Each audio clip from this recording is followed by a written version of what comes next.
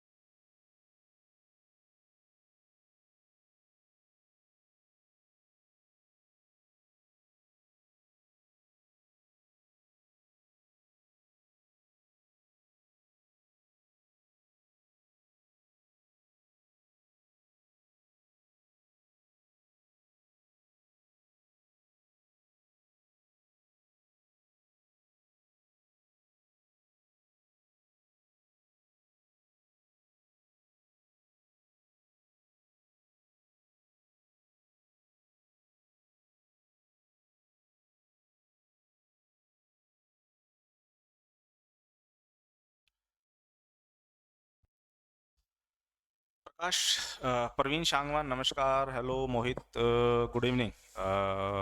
Shilpa Kabir ji, very good evening. एकदम fit and fine. आशा करता हूँ कि आप भी बहुत अच्छे होंगे। और पिछला जो टॉपिक है वो आप लोगों ने अच्छे से पढ़ लिया होगा, समझ लिया होगा। कोई डाउट है तो आप मुझसे सवाल जवाब कर सकते हैं। पिछला जो टॉपिक था वो प्लेट की मूवमेंट को लेकर के था। मैंने इस मूवमेंट को बहुत अच्छे तरीके से आपको बताया कि जब प्लेट एक दूसरे से टकराती हैं, अगर इन तीनों में से कोई एक एग्जाम्पल हो तो इससे क्या होगा, इससे क्या होगा। और इसको हम लोगों ने देखा था कि इससे क्या होगा। हिमालय कैसे बने, वलित कैसे हुए, ये पर्वत वगैरह वगैरह, ये हमने देखा। फिर हमने देखा कि जो पर्वत होते हैं उनके भी टाइप्स होते हैं, वलित, फोल्ड, अवरोधक, ब्लॉक एंड रेसिडुअल। और जो ज्वालामुखी से बने वो ज्वालामुखी पर्वत होते हैं। फिर डाइवर्जेंट हमने देखा कि डाइवर्जेंट बाउंड्री पे क्या होता है, कैसे कैसे निर्माण होता है। और फिर आखिरी में हमने ट्रांसवर्स देखा, जो पहले ही स्लाइड में था। तो आज का जो टॉपिक हमारा है वो बेसिकली वोल्केनो का टॉपिक है, रॉक्स का टॉपिक, ज्वालामुखी और चट्टानों का टॉपिक।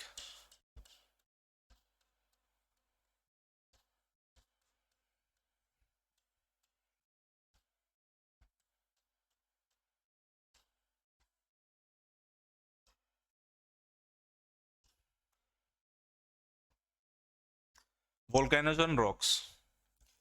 देखो, जब हम प्लेट वाला टॉपिक पढ़ते हैं तो जनरली प्लेट वाले टॉपिक से ही ज्वालामुखी वाला जो टॉपिक है वो आ जाता है। मतलब ज्वालामुखी को हम अलग से पढ़ते हैं, लेकिन असली में प्लेट वाले टॉपिक के साथ ही ये जुड़ा हुआ है। याद कीजिए, जब प्लेट एक दूसरे से टकराती थी, भारी प्लेट नीचे जाती थी और फिर लावा के रूप में ऊपर की तरफ आ जाती थी, तो ज्वालामुखी फटे ना।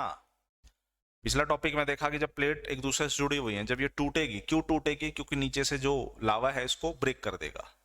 तो देखिए, ज्वालामुखी यहाँ भी फट रहे हैं, ज्वालामुखी प्लेट जब टकरा रहे हैं वहां भी फट रहे हैं, जब दूर जा रहे हैं तब भी ज्वालामुखी निकल रहे हैं।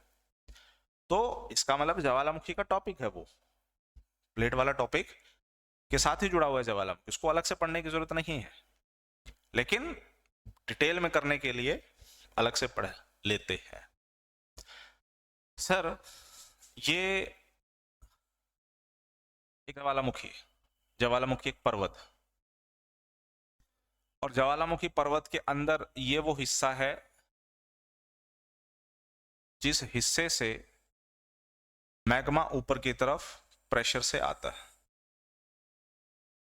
ये वो जगह है जिसे हम कहते हैं मैग्मा चैम्बर, क्योंकि इसमें मैग्मा होता है। तो ये हो गया आपका मैग्मा चैम्बर। मैग्मा चैम्बर में सर जब दबाव बढ़ता है तो मैग्मा ऊपर की तरफ आता है और इस तरीके से ऊपर आकर के ये फट जाता है। तो इसी को कहते हैं आप ज्वालामुखी का फटना। जब ये प्रेशर के साथ ऊपर आ जाए तो ज्वालामुखी से निकलने वाला जो लावा है वो बाहर आ जाएगा। तो जब तक ये पर्वत के अंदर था, जमीन के नीचे था, तब तक तो ये मैग्मा था, बाहर आते ही ये बन जाता है लावा। और जब यही लावा समय के साथ जब ठंडे पड़ जाते हैं तो इनके ठंडे होने पे ये काफी सख्त हो जाते हैं, और जब ये सख्त होते हैं तो ये बन जाती है चट्टानें। तो जब ये ऊपर की तरफ आ रही होती है सर, तो क्या होता है कि इनके अंदर दरारें पैदा हो जाती हैं। समझाता हूं। जैसे ये पर्वत का बॉटम साइड है, जमीनी हिस्सा, इनमें सर क्रैक्स पैदा हो जाते हैं, दरारें। किनमें? धरती के अंदर दरारें होती हैं, चट्टान के जो बॉटम साइड है उसमें दरारें पैदा हो जाती हैं। इन दरारों के पैदा होने से सर होता यह है कि जो लावा है वो ऊपर की तरफ ना आकर के इन दरारों में भर जाता है, और दरारों में भरने की वजह से क्या होता है कि उनकी जो बनावट होती है उनमें भी डिफरेंस होता है, और इस वजह से इनके नाम फिर अलग अलग हो जाते हैं। एक दरार, एक दरार, दरार, दरार, दरार, दरार, दरार, दरार।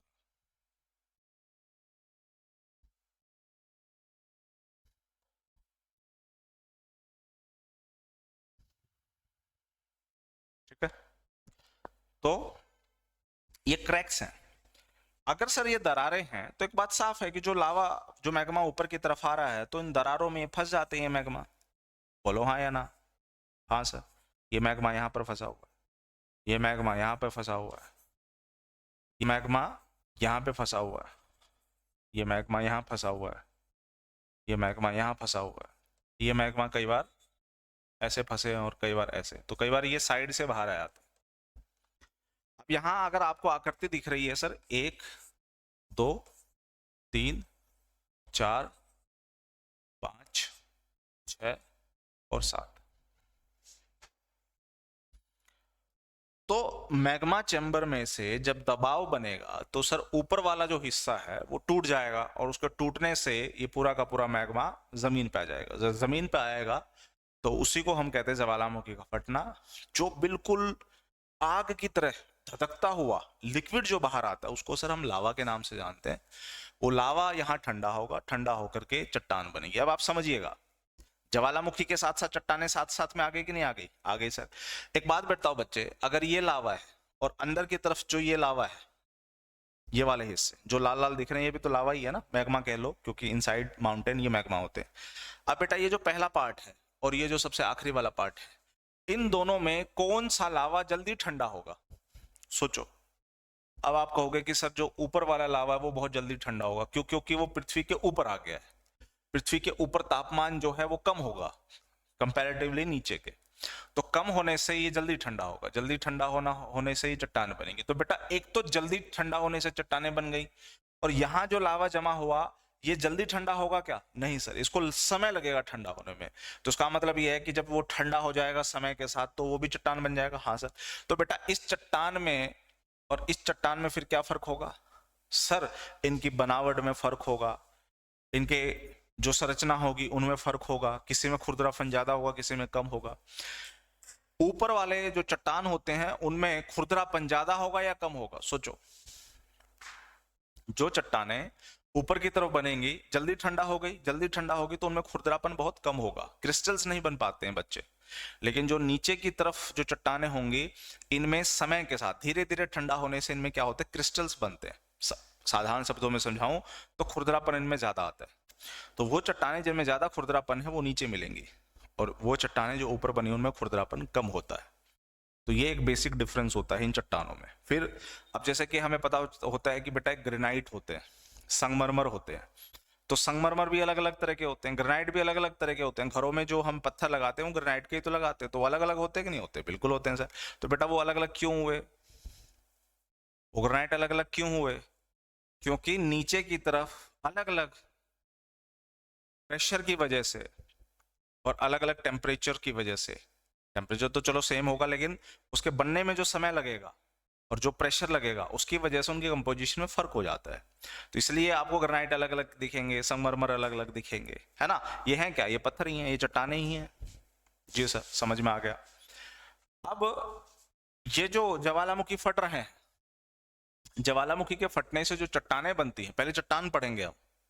ज्वालामुखी के फटने से जो चट्टाने बनेंगे सर, चट्टान 3 तरह की होती हैं। जिस तरह से फोन में सिम डलता है, इसमें भी एक सिम डलता है, ठीक है? 3 तरह के ज्वालामुखी चट्टाने, उसको आप याद रखिए सिम से, SIM। इसमें सबसे पहले पकड़िए आई को। आई मतलब सर आग्नेय चट्टान, इग्नियस रॉक्स बोलते हैं इसे।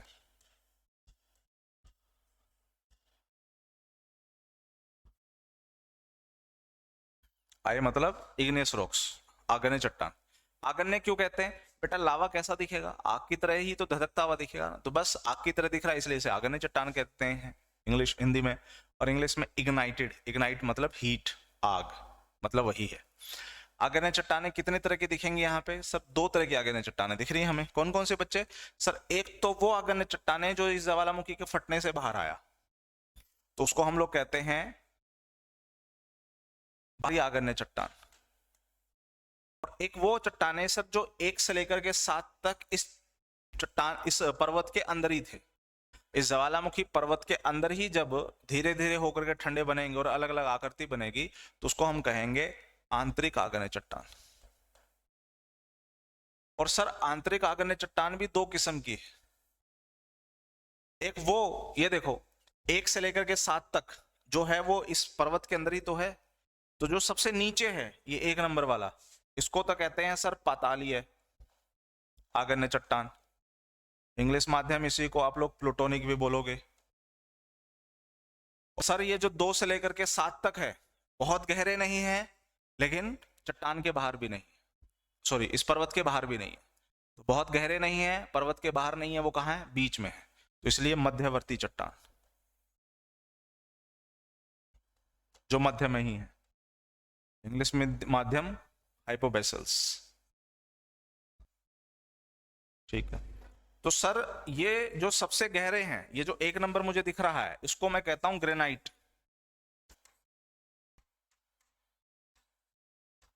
एक नंबर ये है सर ग्रेनाइट चट्टान। इसका मतलब ग्रेनाइट आग्नेय चट्टान, इसका मतलब ग्रेनाइट आग्नेय चट्टान में आंतरिक है और ग्रेनाइट आंतरिक में भी पताली है। वो क्योंकि सबसे नीचे हैं, सबसे गहरे हैं, इसलिए ज्यादा दबाव वो झेलते हैं। ज्यादा जो ज्यादा जो दबाव झेलेगा, साफ है उसकी वैल्यू भी उतनी ही ज्यादा होगी। यही वजह है कि घरों में जो ग्रेनाइट के पत्थर लगते हैं वो बहुत महंगे होते हैं, है ना? उनकी क्वालिटी के हिसाब से कुछ बहुत महंगे होंगे, कुछ मॉडरेट होंगे, कुछ ठीक ठीक होंगे। जो ठीक ठीक है उन्होंने कम दबाव झेला है, वो बहुत जल्दी मिल जाते हैं। और जो बहुत महंगे होते हैं, साफ उन्होंने दबाव ज्यादा झेला है, वो बहुत गहरे मिलते हैं। तो इसलिए वैल्यू किसी की जो होती है वो प्रेशर से होती है। किसी ने अपने जीवन में बहुत ज्यादा प्रेशर झेला है तो देखिए वो इंसान भी बहुत बड़ा बनेगा, और किसी ने प्रेशर झेला ही नहीं है, जो सारे दिन रील्स देखता रहता है, तो आप समझ सकते हैं उसकी कितनी इज्जत होगी, है ना। तो खेल तो सारा इस जीवन के दबाव का है, तो जीवन का दबाव इस पे ज्यादा था, इसलिए इसकी वैल्यू ज्यादा होती है। उसी तरीके से सेकंड से लेकर के 7 तक वैल्यू ज्यादा से कम होती जाएगी, क्योंकि दबाव फिर उस हिसाब से कम होता जाएगा। तो मध्यवर्ती में सेकंड नंबर, इसे कहते हैं सर बैथोलिथ।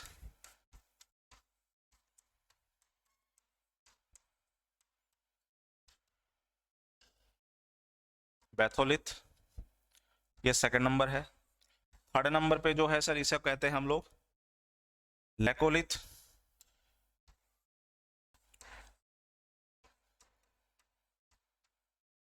जो चौथे नंबर पे है इसे कहते हैं सर फेकोलिथ।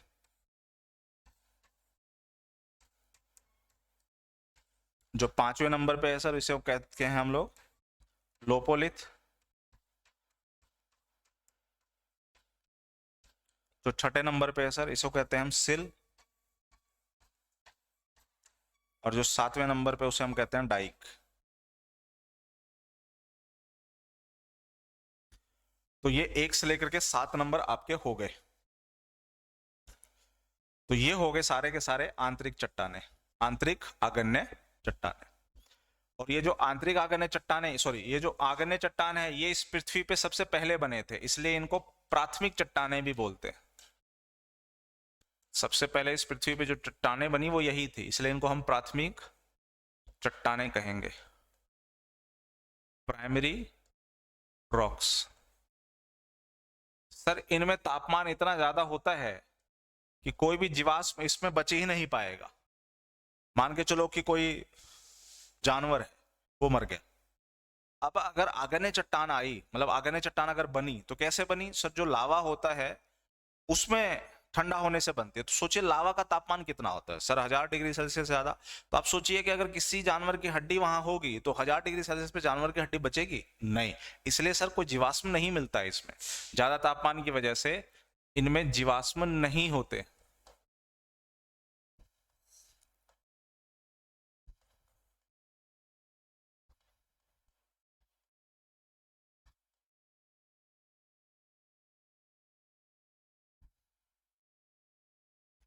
इनमें जीवाश्म नहीं मिलते। खाने के लिए प्राथमिक चट्टाने कहलाते हैं, क्योंकि पृथ्वी पे सबसे पहले यही बने थे। और जीवाश्म नहीं मिलते हैं, क्यों? क्योंकि तापमान ज्यादा होने की वजह से सारे जीवाश्म जो हैं वो खत्म हो जाते हैं, इसलिए इसमें नहीं मिलेंगे।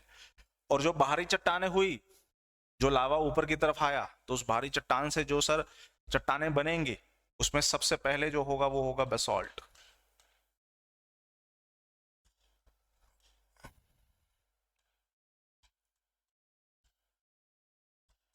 उसके बाद होगा सर गैब्रो।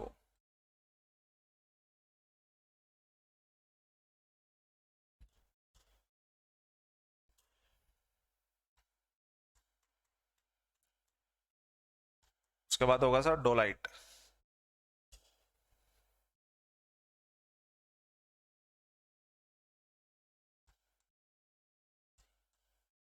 Etcetera etcetera. तो ये एग्जाम्पल हो गए डियर जी आपके आग्नेय चट्टानों के। आग्नेय चट्टानें कैसे बनी है वो मैंने आपको समझा दिया। यहां तक कोई दिक्कत हो तो आप अपना सवाल पूछ सकते हैं, नहीं तो डियर जी हम चलते हैं आगे। यहां तक कोई सवाल है बच्चे तो पूछिएगा, जिसको लिखना है वो लिख भी सकते हैं। तो सर ज्वालामुखी और जो चट्टानों का जो टॉपिक है वो एक दूसरे के साथ इंटरकनेक्टेड है, ऐसे जुड़े हुए हैं। ज्वालामुखी फटे तो सर चट्टाने बनेंगी, और चट्टाने बनी तो कोई ना कोई ज्वालामुखी वहां होगा ही होगा। पहली कहानी। सर ज्वालामुखी क्यों फटते? आप खुद सोचिए। अगर मैं पूछूं कि बेटा आपको किसी बात पे है ना, मान के चलो कि कोई है ना आपको गालियां दे रहा था, उसने 1 गाली दी, 2 गाली दी, 3 गाली दी, 10 गाली दी, उसने, आपको गुस्सा नहीं आया। लेकिन 11वें गाली देने पे ही आपको गुस्सा आ गया, आपने उसे थप्पड़ मार दिया, है ना। तो मैं पूछूंगा बेटा 10वें गाली तक आपको गुस्सा नहीं आया, क्यों? 11वें पे क्यों आया? आप कह दोगे सर क्योंकि वो मेरी लिमिट थी, मैं जितना बर्दाश्त कर सकता था उतना किया, जब बर्दाश्त से चीजें बाहर आ गई तो फिर गुस्सा भी आ गया। इसी तरीके से ऊपर जो चट्टान है, जो पृथ्वी के ऊपर जो आपको हिस्से मिलते हैं, है तो वो चट्टान ना, है तो वो रॉक्स ही।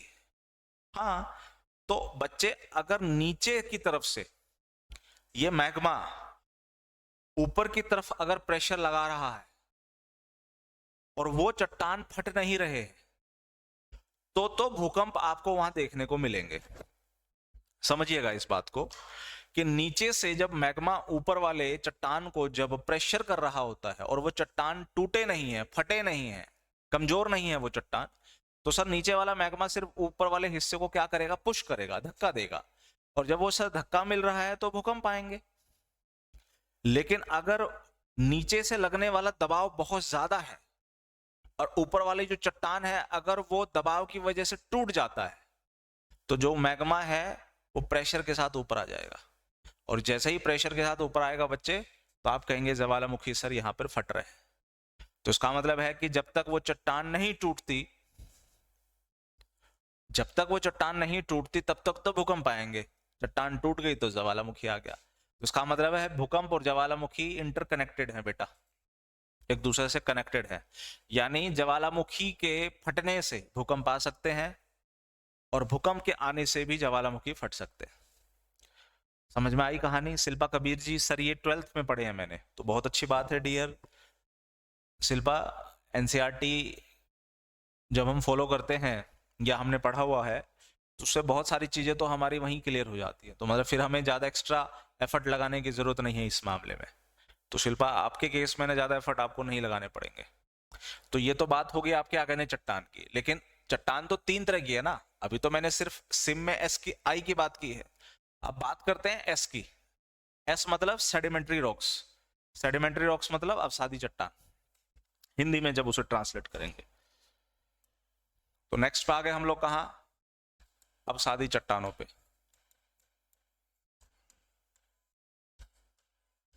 Sedimentary rocks.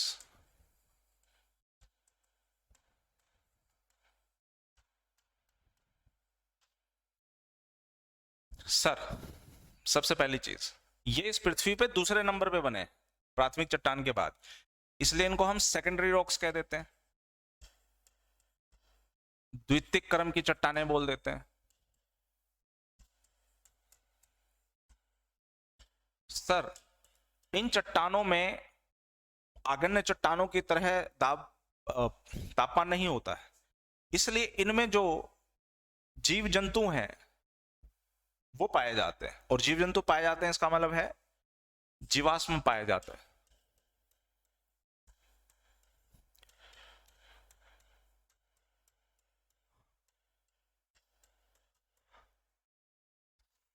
अगर बेटा जीवाश्म हैं, अगर जीव जंतु हैं, तो हम ये भी पढ़ते आए हैं 5th या 6th स्टैंडर्ड से कि इन चीजों के गलने सड़ने से, जीव जंतुओं के गलने सड़ने से, उसके ऊपर दबाव लगने से वो किस में बदल गया है, वो बदल गया है कच्चे तेल में, वो बदल गया है कोयले में, वो बदल गया है हीरे में, वो बदल गया है ग्रेफाइट में। समझ में आई कहानी?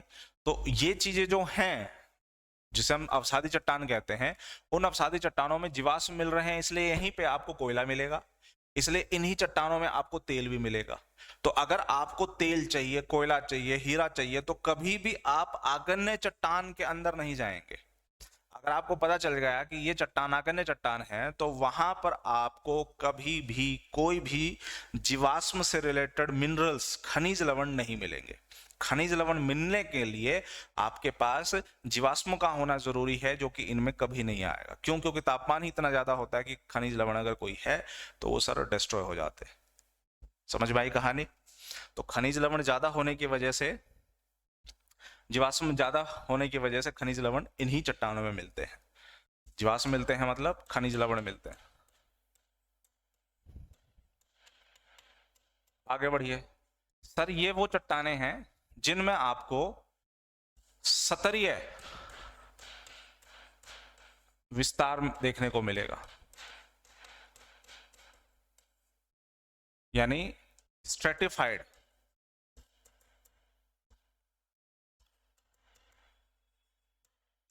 लेयर मिलने की आपको देखने के लिए, इसमें आपको स्ट्रेटिफाइड लेयर मिलेगी, सतर मिलेंगे एक दूसरे के ऊपर, लेयर टू लेयर फॉर्मेशंस मिलेगी। कैसे सर? समझाता हूं। सबसे पहले सर सेडिमेंट्री रॉक्स कहते किसे हैं बेटा? सेडिमेंट्री रॉक्स वो रॉक्स होते हैं जो अवसादों से बने हुए हैं। सर अवसाद मतलब, अरे बेटा बड़े भोले हो, अवसाद का मतलब ये देखो, एक पेन है, इसको तोड़ दो, तोड़ के टुकड़े बना दो, जो टुकड़े हैं वही अवसाद है। नहीं समझ में आया? प्यासा कौवे की कहानी सुनी है? बिल्कुल सुनी है। ये लो, ये वो घड़ा है जिस घड़े में पानी है, पानी का लेवल है यहां तक, मुझे इस पानी का लेवल बढ़ाना था, तो सर कौवा आया, कौवे ने देखा कि पानी कम है, कौवे ने क्या किया, आसपास जो कंकड़ पत्थर थे पड़े हुए, वो भाई साहब उठा करके वो इस घड़े में डालने लग गए। तो ये देखो, उन्होंने कंकड़ पत्थर उठा करके घड़े में डाल दिया। क्या जो कंकड़ पत्थर आसपास होंगे, क्या वो सारे के सारे एक ही चट्टान के हिस्से हो सकते हैं क्या? नहीं सर, उनकी बनावट अलग अलग हो सकती है। तो हाँ ठीक है, तो फिर अलग अलग कर दो। ये दूसरे टाइप के कंकड़ पत्थर आ गए, ये तीसरे टाइप के कंकड़ पत्थर आ गए, ये चौथे टाइप के कंकड़ पत्थर आ गए,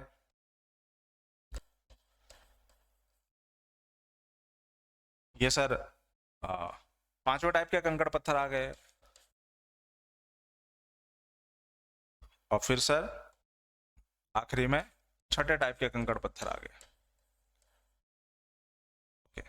तो ये जो कौवे ने इस घड़े के अंदर डाला, वो टुकड़े थे किसके? मुख्य चट्टान के टुकड़े थे जो समय के साथ टूट फूट हो गई। तो यानी वो अवसाद है, वही अवसाद उठा करके उसने कहा डाल दिए? पानी में। तो उसका मतलब अगर आपको अवसादी चट्टान ढूंढने हैं तो ऐसी जगह में जाइए जहां पानी है, तो पानी के आसपास जो है आपको अवसादी चट्टान मिलेंगे। अब ये बताइए कि जो सबसे ऊपर वाला कंकड़ पत्थर था, क्या वो सबसे नीचे वाले कंकड़ पत्थर के ऊपर दबाव बना रहा है? जो सबसे ऊपर की लेयर है, क्या वो सबसे नीचे वाले लेयर को प्रेशर कर रहा है? कर रहा है।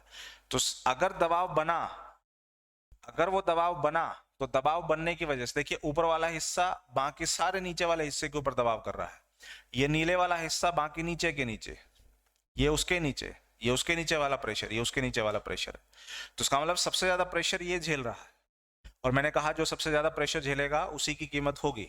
हो सकता है यही कोयला बने, हो सकता है यही डायमंड बने, हो सकता है यही सैंडस्टोन बने, बलुआ पत्थर बने। समझ में आई कहानी? तो डियर जी, दबाव।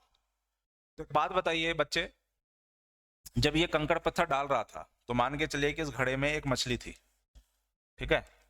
अब इस मछली के सिर पे जाकर के वो पत्थर लग गया, और पत्थर के साथ साथ वो मछली जो है वो यहाँ आकर के दब गई। तो मछली जब दब गई, ऊपर से जब प्रेशर आया, प्रेशर से क्या हो गया, ये कॉम्पैक्ट हो गए सर। प्रेशर आने से क्या हो गया, कॉम्पैक्ट हो गए। ये कुछ वैसा है कि एक एक ईंट रख लो बेटा, उस एक ईंट के ऊपर हम सीमेंट लगा देते, फिर उसके ऊपर दूसरी ईंट लगा देते, फिर सीमेंट लगा देते, फिर ईंट लगा देते। तो देखिए ऊपर वाला हिस्सा नीचे वाले को क्या कर रहा होता है, दबाव दे रहा होता है ना, ताकि वो जल्दी ज्यादा क्या हो जाए, जुड़ जाए। तो जितना ज्यादा ऊपर से नीचे की तरफ दबाव आएगा तो सर उतने वो जुड़ जाएंगे। तो जुड़ने से, सीमेंटेशन होने से, इसको कहते हैं हम सीमेंटेशन, इसको कहते हैं हम लोग जुड़ाव। और इस जुड़ाव से सर क्या हो जाएगा, ये किस में चेंज हो जाएंगे, ये अवसाद, ये अवसाद चेंज हो जाएंगे चट्टानों में। तो इस तरीके से ये चट्टाने बन जाएंगी, अवसादी चट्टाने। तो बेटा एक बात बताओ, लेयर टू लेयर फॉर्मेशन है कि नहीं? हाँ sir, layer to layer formation से, लेयर टू लेयर फॉर्मेशन है कि नहीं? हाँ sir, layer to layer formation है। ओके, इसमें जीवाश्म मिले कि नहीं मिलेंगे? ये जो मछलियां मर गई, क्या है, जीवाश्मी तो है, तो डेफिनेशन है सर इन्हीं के गलने सड़ने से क्या होंगे, खनिज लवण मिलेंगे। और क्योंकि आगने चट्टान के बाद ये दूसरे नंबर पे बने हैं, इसलिए सर इनको हम लोग सेकेंडरी रॉक्स कह देते हैं। तो आ जाओ फिर बात कर लेते हैं। सबसे पहले क्ले, ठीक है, उसके ऊपर चूना पत्थर, सॉरी,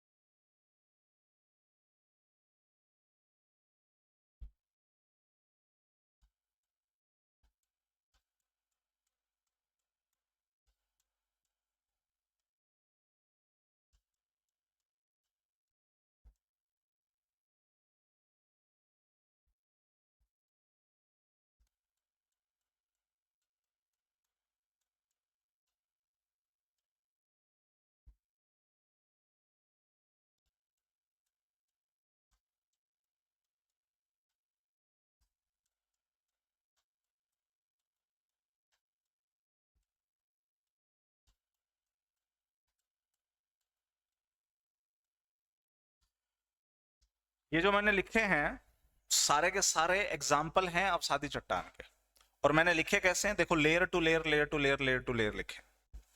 अब एक बात बताओ, आज से 5 साल पहले आप अपनी फोटो देखो, क्या वैसे ही हो जैसे अभी हो? अरे नहीं सर, अब तो बहुत तगड़ा बदलाव हो गया। अच्छा, क्यों बदलाव हुआ बेटा? इन 5 सालों में क्या हो गया? सर बहुत सारे फैक्टर अप्लाई हो गए। पहले नौकरी नहीं थी, अब नौकरी लग गई। पहले बच्चे थे, ज्यादा खाना नहीं खाते, तब ज्यादा खाना खाने लग गए। पहले शादी नहीं हुई थी, अब शादी हो गई, है ना? बहुत सारे फैक्टर आ गए अब आपके पास सामने। पहले जीवन के पीछे कोई ऑब्जेक्टिव नहीं था, सिर्फ ऑब्जेक्टिव आ गए। तो ये जो बदलाव आया है, अभी आप ये देखिए कि बदलाव पॉजिटिव है या नेगेटिव है। जो भी बदलाव है ये एनवायरमेंटल चेंजेस हैं, बोलो हाँ या ना? जब हमारे बॉडी में, हमारे शरीर में, हम में जब समय के साथ बदलाव देखने को मिलते हैं, तो क्या इन चट्टानों में, कौन सी चट्टान? प्राइमरी और सेकेंडरी, आग्नेय और अवसादी, क्या इन चट्टानों में भी बदलाव देखने को मिलेंगे क्या सर? बेटा लॉजिक तो यही कहता है कि समय के साथ, समय कितना, हमारे केस में 5 साल है, तो चट्टानों में 5,000 साल बाद, 5 या 50 में नहीं, 500 में नहीं, 5,000 साल बाद, 10,000 साल बाद सर इनमें भी चेंजेस देखने को मिलेंगे। और क्योंकि इनमें चेंजेस देखने को मिलते हैं, इसलिए अब तीसरे टाइप की चट्टान बनती है, जिसे हम कहते हैं कायांतरित चट्टान। यानी जो पहले चट्टान थी उसकी काया बदल गई, जो पहले चट्टान थी उसका रूप बदल गया, इसलिए रूपांतरित चट्टान, या फिर मेटामॉर्फिक। तो जो तीसरी चट्टान है सर, उसे इंग्लिश में हम लोग मेटामॉर्फिक, और हिंदी में कायांतरित चट्टान या फिर रूपांतरित चट्टान बोलते हैं।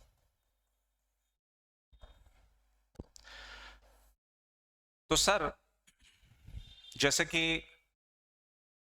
मेरे पास क्ले, ठीक है, मेरे पास कोयला, सैंडस्टोन,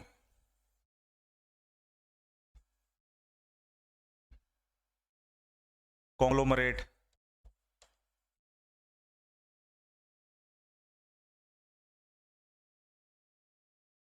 शेल है। क्ले, कोल, सैंडस्टोन, कॉन्ग्लोमरेट, शेल, और क्या क्या था?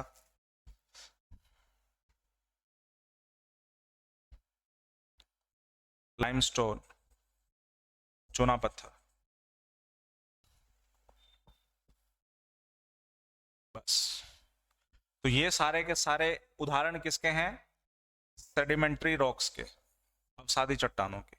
इसी तरीके से इग्नेस रॉक्स पे आ जाओ। इग्नेस रॉक्स में याद कीजिए हम क्या पढ़ रहे थे? बसॉल्ट पढ़ रहे थे, हाँ सर। गैब्रो पढ़ रहे थे, हाँ सर। ग्रेनाइट पढ़ रहे थे, हाँ सर। तो डियर जी ये हो गए इग्नेस रॉक्स। अब मैंने कहा समय के साथ ये बदलेंगे। क्ले, ये बने बदलेगा सर संगमरमर में, मार्बल। कोयला बनेगा सर ग्रेफाइट में। अगर इसके ऊपर ज्यादा दबाव आ गया, कोयले के ऊपर ज्यादा दबाव आ गया, तो ये बनेगा हीरा, डायमंड में भी। तो देखिए हीरे की कीमत ज्यादा क्यों है? क्योंकि वो ज्यादा दबाव झेलता है। सैंडस्टोन किस में चेंज होगा?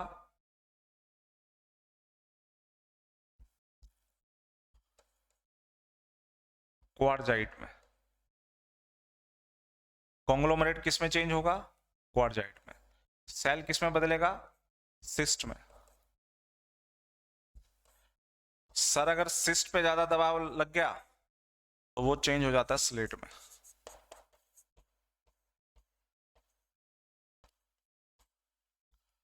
लाइमस्टोन किस में चेंज होगा?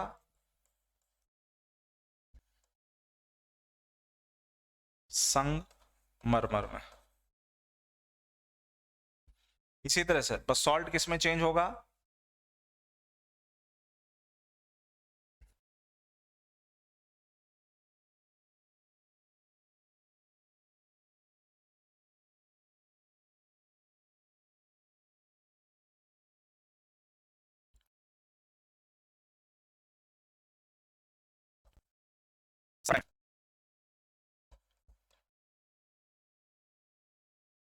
क्या चेंज होगा?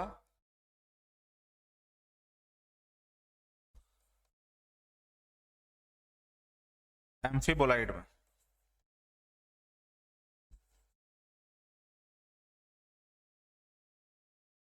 और ग्रेनाइट किस में चेंज होगा? नीस में।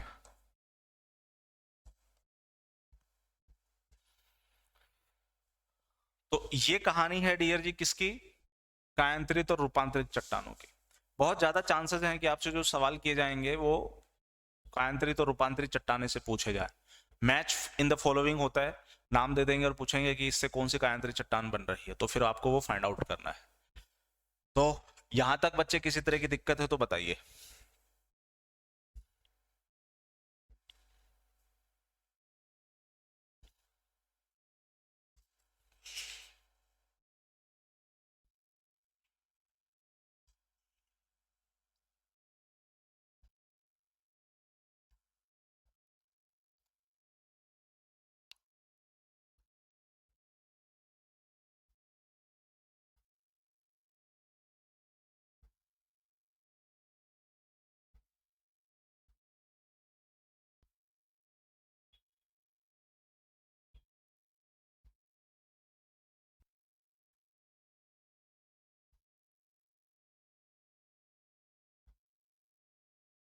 तो कोई दिक्कत बच्चे?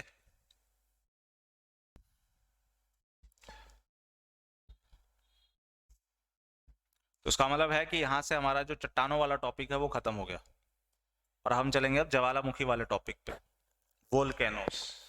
तो एक चीज तो हमें समझ में आ गई है कि ज्वालामुखी फटते क्यों हैं। अब ज्वालामुखी फट रहे हैं तो उससे कुछ ना कुछ तो रिजल्ट आ ही रहा है, उस पर हम बात करेंगे।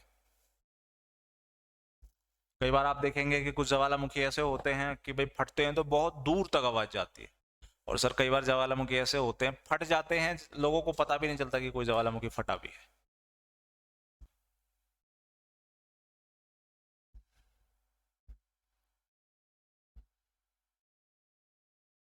तो कोई डाउट नहीं है।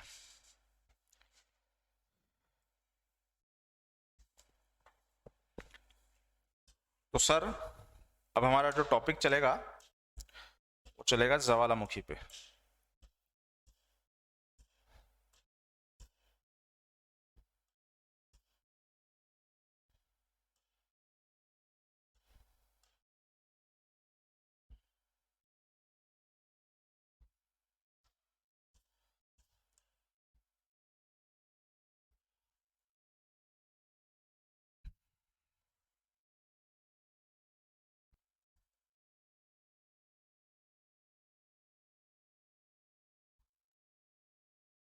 ज्वाला यानी ला, आग, और मुख यानी माउथ, जिससे वो बाहर आता है, चेहरा मतलब फेस। तो ज्वालामुखी, ठीक है। फटते क्यों है पता चल गया। सर जब ये ज्वालामुखी फटते हैं तो बाहर आता है लावा, बोलो हाँ या ना? हाँ सर। तो लावा कहाँ से आता है? सर लावा आता है नीचे मैग्मा चैम्बर से, जिसमें मैग्मा होता है। तो ये बेटा क्या हो गया? ये मैग्मा हो गया। अब समझिएगा सारी कहानी क्या होती है। सर जब यही मैग्मा ऊपर आता है, ऊपर आने के दौरान अगर इस मैग्मा में सिलिका अगर आपको ज्यादा दिखे, और अगर इसी मैग्मा में वही सिलिका अगर कम दिखे, तो इसका मतलब होता है कि ये ज्वालामुखी अम्लीय है। अगर सिलिका ज्यादा है तो यानी एसिडिक, और कम है तो इसका मतलब है कि ये क्षारीय है यानी बेसिक। तो इसका मतलब है कि किसी ज्वालामुखी के अंदर सिलिका की कम और ज्यादा मात्रा ही तय करती है कि वो एसिडिक है या बेसिक है। अगर सर सिलिका ज्यादा हुआ, आप समझो बेटा, अगर इस मैग्मा में सिलिका ज्यादा है, मान के चलो कि इस मैग्मा में सिलिका 90% है, तो इसका मतलब इस मैग्मा में 10% क्या है? सर इस मैग्मा में 10% है खनिज लवण, बाकी जो बचे गए वो खनिज है। और अगर इस मैग्मा में जो क्षारीय है, अगर सिलिका यहां सिर्फ 40% है, तो बताइए खनिज कितने हुए? खनिज सर इसमें 60% हुआ। समझ में आई कहानी? अगर सिलिका ज्यादा है 90%, तो 10% क्या है? खनिज है। अगर इसमें 40% है सिलिका। तो 60% क्या है? खनिज लवण। तो बेटा सोच के देखो कि कौन सा मैग्मा ज्यादा गहरा होगा। जो ऊपर की तरफ लावा आएगा और जब वो ठंडा होकर के चट्टान बनेगा, तो बताइए कौन सी चट्टान ज्यादा काली होगी, ज्यादा ज्यादा डार्क होगी?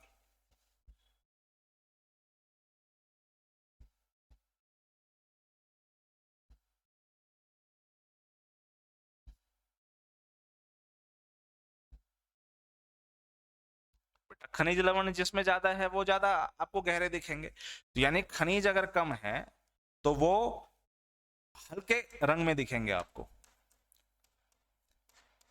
और अगर खनिज लवण ज्यादा है 60%, उसका मतलब है कि गहरे काले दिखेंगे आपको। तो किसी भी चट्टान को जो कलर मिलता है जितना काला है, इसका मतलब खनिज लवण उसमें उतने ज्यादा है, गहरे रंग में दिखेंगे आपको। अगर सर ये ज्वालामुखी अम्लीय है, अगर उसमें सिलिका ज्यादा है, तो इसका मतलब है कि वो गाढ़ा ज्यादा है। और अगर इसमें सिलिका कम है, तो इसका मतलब है कि ये तरल अवस्था में ज्यादा है।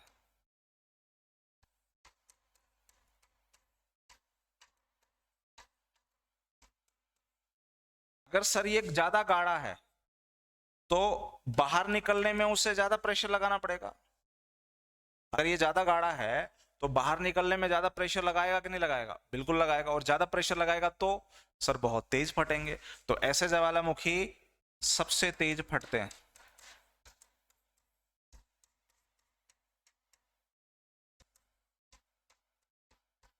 और अगर ये तरेली अवस्था में है, ज्यादा गाढ़े नहीं है, तो साफ है सर ऊपर आने के लिए ज्यादा दबाव नहीं लगाना पड़ता, इसलिए सबसे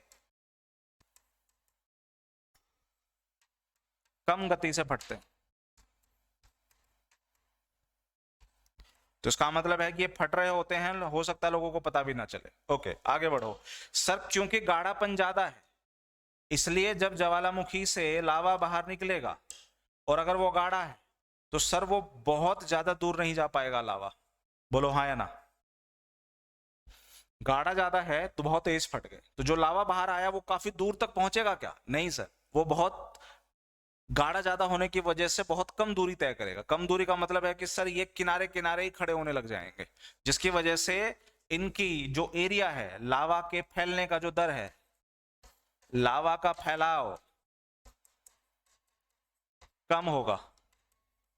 और अगर लावा का फैलाव कम है तो चट्टान की ऊंचाई बढ़ेगी।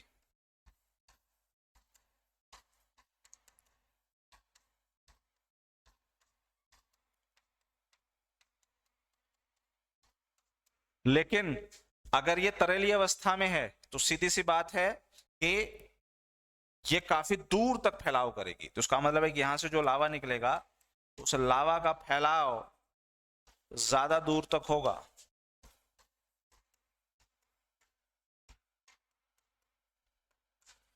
और अगर लावा का फैलाव ज्यादा तो दूर तक हो रहा है, तो उसका मतलब है कि चट्टान की जो ऊंचाई है वो कम होने वाली है।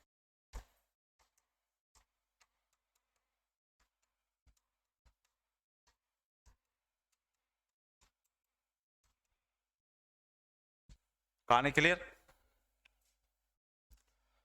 तो जब ज्वालामुखी फटते हैं, लावा बाहर आता है। लावा और मैग्मा में फर्क क्या है? अंदर माउंटेन के मैग्मा है, बाहर लावा है। वही मैग्मा जब बाहर आता है तो हो सकता है उसमें सिलिका ज्यादा हो, तो वो हो जाता है एसिडिक। सिलिका कम हो गई तो वो हो जाएगा बेसिक। सिलिका ज्यादा अम्लीय होने से क्या होता है सर? सिलिका ज्यादा होने से इसका मतलब है कि उसमें परसेंटेज खनिज की बहुत कम हो जाएगी। तो इसलिए जब ऐसे चट्टाने हमें देखने को मिलेंगी, उनका जो कलर होगा काफी हल्का होगा, बहुत गहरे नहीं होंगे काले। लेकिन अगर अक्षारीय है तो उसमें 60% खनिज ही मिलने वाले हैं, क्योंकि 40 क्षारीय का मतलब हो तो उसमें सिलिका कम है। तो उसका मतलब है कि 40% सिलिका बचा क्या? खनिज लवण। खनिज लवण उसमें ज्यादा है। तो इसलिए ऐसे जो चट्टाने बनेंगी वो गहरे काले कलर की चट्टाने बनेंगी। अम्लीय हैं तो गाढ़ापन ज्यादा है, इसलिए ऊपर आते वक्त मैग्मा को बहुत प्रेशर लगाना पड़ता है। इसलिए ज्वालामुखी जब माउथ पे आके फटते हैं तो बहुत तेज फटते हैं। इतने तेज फटेंगे कि इनकी आवाज काफी दूर तक पहुंचती है। लेकिन वहीं पे अगर अगर क्षारीय है तो सर उनमें तरेली अवस्था ज्यादा मिलती है। तरेली अवस्था ज्यादा मिलती है, इसलिए सबसे कम गति से फटेंगे, क्योंकि प्रेशर से इनको ऊपर नहीं आना पड़ता। ये कुछ वैसा नहीं है कि कोल्ड ड्रिंक है, कोल्ड ड्रिंक लेते हो, उसको कोल्ड ड्रिंक को अगर आप है ना हिलाओ और फिर ढक्कन छोड़ो या कुछ छोड़ो तो बहुत प्रेशर के साथ बाहर आता है कोल्ड ड्रिंक, बस वैसा ही चीज है।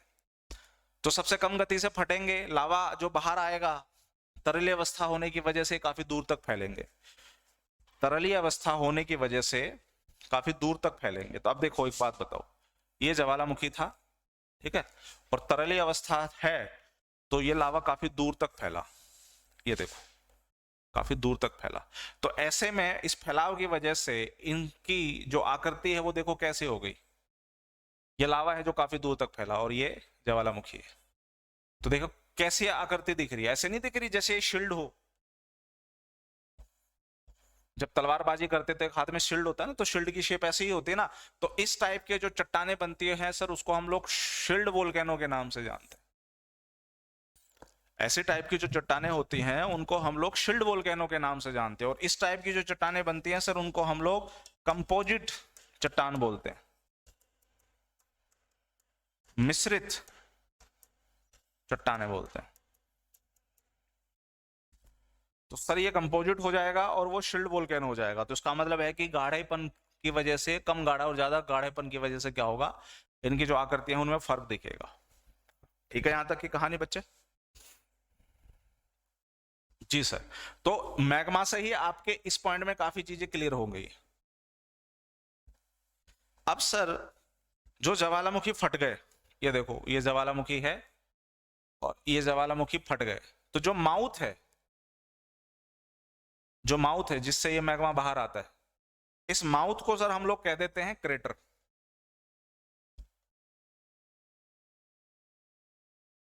और इस क्रेटर की जो आकृति होती है अगर आप देखोगे तो आप या तो कह लो कि ये कीपाकार है, कप के आकार में है, या फिर आप कह सकते हो कि ये सर शंकु आकार है,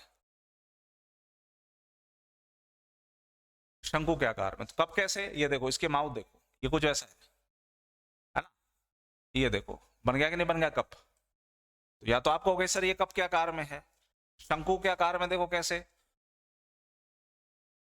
ये होता था ना शंकु जो हम केमिस्ट्री लैब में देखते, तो ये शंकु आकार है। तो ये कीपाकार भी है, शंकु आकार भी, क्या क्रेटर। अब मान के चलो कि नीचे से मैग्मा बार बार फट रहा है, जब ये लावा बार बार फट रहा होगा, मतलब ये ज्वालामुखी जब बार बार फट रही होगी, तो ये जो माउथ है, क्या इसकी चौड़ाई हर फटने के साथ चौड़ी होगी क्या?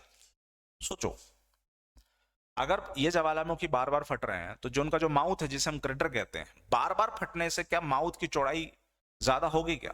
हाँ सर बिल्कुल, बार बार फटने से इसकी चौड़ाई ज्यादा होगी। अनार जलाते हैं ना दिवाली पे, तो अनार लिया पक हो गया, लेकिन अगर ऐसी कोई कंडीशन हो कि बार बार जो है हम उस अनार को जलाते चले, तो जो उसका जो माउथ है, जो पहली बार मतलब जब हम उसको लाइटन करते हैं, जलाते हैं, जो बारूद है जब निकल जाता है, मान के चलो उसमें और बारूद है, दूसरी बार जब जलाते हैं जब बारूद आएगा तो जो ऊपर वाला माउथ है ना, देखेंगे वो थोड़ा सा दूर चला जाएगा, मतलब वो उसके गैप बढ़ जाएगी क्योंकि नीचे से एनर्जी आ रही होती है।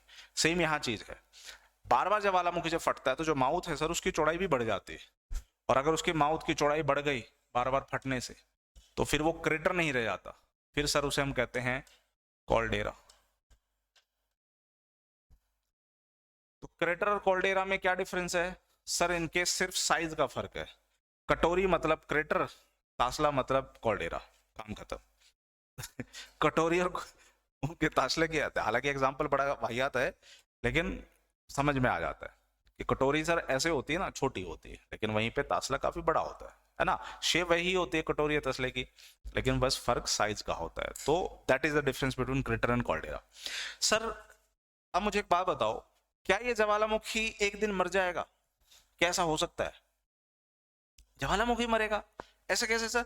अरे बेटा सिंपल सी बात है, जहां से मैग्मा आ रहा है अगर वहां मैग्मा है ही नहीं तो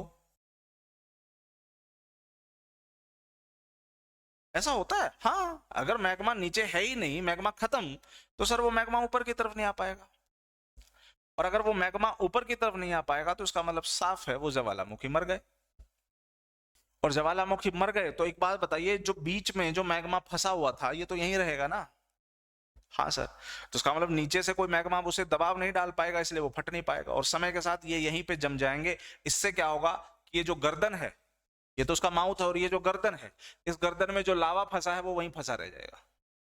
तो क्या करेगा कि यहां से ये चीज क्या हो जाएगी, ब्लॉक हो जाएगी। बोलो हाँ या ना? हाँ सर, क्योंकि समय के साथ वो ठंडी होगी, चट्टान बनेगी, वो ब्लॉक हो जाएगी। बेटा अगर ब्लॉक हो गया तो क्या ऐसा हो सकता है कि बारिश के पड़ने से इसमें पानी इकट्ठा हो जाए?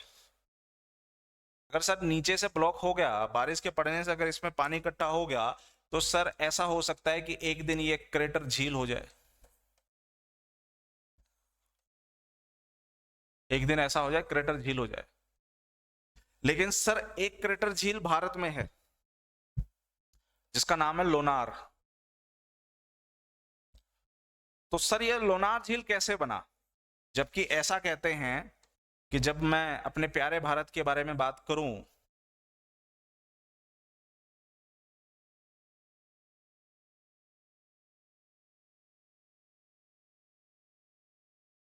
इस पूरे भारत में जो ज्वालामुखी अगर मुझे मिलेंगे तो वो सिर्फ और सिर्फ अंडमान निकोबार में मिलेंगे। भारत में अगर ज्वालामुखी कहीं मिलने वाले हैं तो सिर्फ और सिर्फ अंडमान में मिलने वाले हैं, वो भी दो। एक का नाम बैरन है, एक का नाम नारकोंडम है। लेकिन ये लोनार झील जो है वो कहाँ है? सर ये लोनार झील जो है ये महाराष्ट्र में। तो ये लोनार झील महाराष्ट्र में कैसे मिलती है, जबकि मैं तो ये कह रहा हूँ कि जो ज्वालामुखी है सिर्फ अंडमान निकोबार में मिलते हैं। पूरे भारत में आपको ज्वालामुखी और कहीं नहीं मिलेंगे, सिर्फ अंडमान में। लेकिन लोनार झील जो है ये महाराष्ट्र में। तो बेटा फिर ये झील कैसे बना? क्योंकि ये जो लोनार झील है ये एक क्रेटर झील है। क्रेटर झील है तो सर क्या ज्वालामुखी के फटने? अरे नहीं, क्रेटर झील बेटा दो तरीके से बनते हैं। पहला तरीका तो मैंने आपको बता दिया, दूसरा तरीका समझो। सर जब ब्रह्मांड में जो उल्का पिंड होते हैं वो पृथ्वी की गुरुत्वाकर्षण की वजह से भारत पृथ्वी की तरफ खींचते हैं। कई बार सर क्या होते हैं कि पूरी तरह से जल नहीं पाते। जब ये जलते हैं तो आकाश में ये चमकते हुए दिखते हैं, जिसे हम कहते हैं टूटता तारा। जो टूटता तारा असली में कोई तारा नहीं होता, असली में ये उल्का पिंड होते हैं जो जल रहे होते हैं। लेकिन कई बार ये इतने बड़े होते हैं कि पूरी तरह से जल नहीं पाते और ये पृथ्वी पर आके गिर जाते हैं। तो जब ये पृथ्वी पे गिरते हैं तो सर इनकी एनर्जी, इनकी ऊर्जा इतनी ज्यादा होती है कि पृथ्वी पे बहुत बड़ा खड्डा बन जाता है। और समय के साथ जब इन्हीं खड्डों में पानी भर जाए तो ये भी सर क्रेटर झील ही होते हैं। इसका मतलब ये है कि ये जो क्रेटर झील बना है जो महाराष्ट्र में मिलता है लोनार झील, दरअसल ये उल्का पिंड के गिरने से बना है। कहानी समझ में आ गई बच्चे? तो ये है ज्वालामुखी का टॉपिक। यहाँ तक कोई दिक्कत हो तो आप मुझसे सवाल कीजिए, वरना आज की क्लास को हम बच्चे यहीं पे खत्म करेंगे। मिलेंगे हम ब्रेक के बाद। किसी को डाउट है तो आप पूछिए।